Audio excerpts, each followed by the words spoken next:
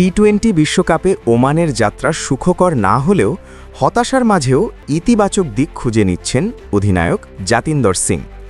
অস্ট্রেলিয়ার বিপক্ষে 9 উইকেটের বড় ব্যবধানে হার দিয়ে টুর্নামেন্ট শেষ করেছে দলটি। ভারত ও শ্রীলঙ্কায় অনুষ্ঠিত এবারের আসরে গ্রুপ বিতে 4 ম্যাচ খেলেও কোনো জয়ের দেখা পায়নি ওমান। নামিবিয়া ও কানাডার সঙ্গে তারাও ছিল সেই 3 দলের একটি যারা এবারের বিশ্বকাপে জয়শূন্য থেকে বিদায় নিয়েছে। ফলে পয়েন্ট টেবিলের তলানিতেই শেষ করতে হয়েছে তাদের অভিযান।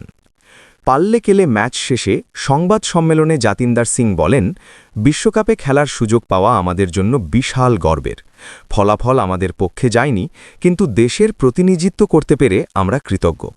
এই অভিজ্ঞতা আমাদের জন্য বড় অর্জন।